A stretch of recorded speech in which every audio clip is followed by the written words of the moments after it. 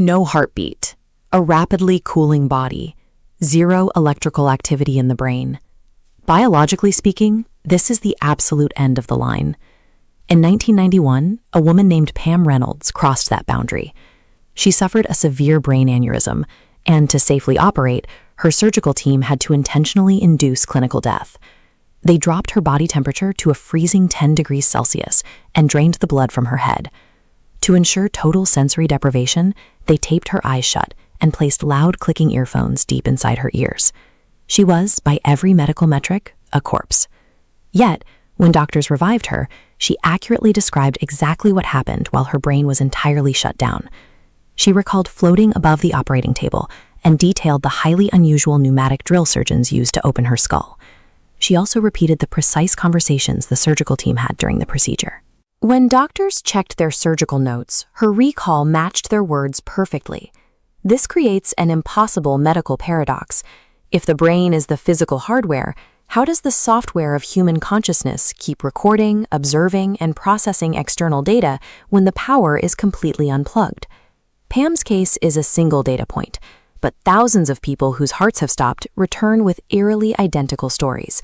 To document this properly, researchers like Dr. Sam Parnia led a massive 2014 study, interviewing over 2,000 cardiac arrest survivors to see what actually happens to consciousness during clinical death. The results showed a chilling consistency across the globe. Whether the patient was an atheist in Europe, a Hindu in India, or a Christian in America, they universally reported the exact sequence: being pulled through a dark tunnel, encountering an intensely warm light, meeting deceased relatives, and experiencing a rapid life review. For decades, doctors couldn't measure this transition in real time.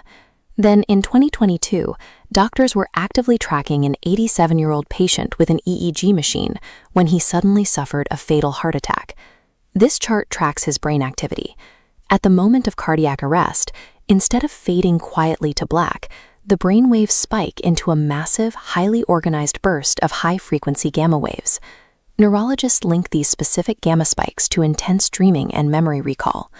That old saying about your life flashing before your eyes at the end, it is a highly active, physically measurable event. The empirical data reveals a hidden reality. The final seconds of life may actually be the most intensely active neurological journey a human mind can experience. Skeptics argue these experiences are biological glitches.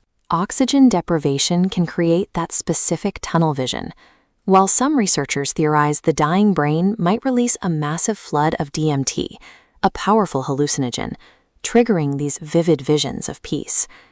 But there is a sharp, terrifying contrast between that chemical dreamscape and the mechanical breakdown of the physical vessel left behind. The moment the heart stops pumping, gravity takes over. The blood drains to the lowest points of the body, forming massive dark purple bruises, in a process called rigor mortis. Meanwhile, your body temperature plummets about a degree an hour to match the room around you. Without cellular energy, calcium floods your muscle fibers. Within 12 hours, they lock completely into place, rigor mortis, turning the body into an immovable, stone-like statue. Then comes the breakdown. Your immune system goes offline, freeing the 100 trillion bacteria living inside your biome. They immediately begin consuming your internal organs from the inside out, releasing noxious gases as they multiply. Death creates a total divergence. The physical shell becomes a feeding ground for bacteria, while the internal mind reports a final moment of overwhelming peace, love, and light.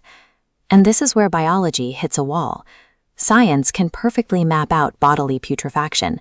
It can hypothesize about DMT trips, but it fails entirely to explain how a clinically dead patient like Pam Reynolds could see and hear verified external facts while her brain was completely offline. This boundary, the spot where scientific observation ends but consciousness seemingly pushes forward, is exactly why nearly every ancient civilization built complex frameworks to prepare for an afterlife.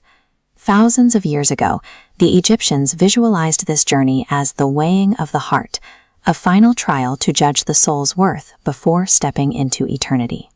Their deep fear of that specific journey and their belief that the physical vessel had to be protected for it drove them to master the gruesome art of mummification. From the Egyptians to the Vikings, cultures separated by oceans and centuries universally sensed something that modern neurology is only just starting to measure on an EEG monitor. The flat line is a threshold. One day, your timeline will reach that threshold. Your heart will stop beating, oxygen drains from your cells, and the biological breakdown begins.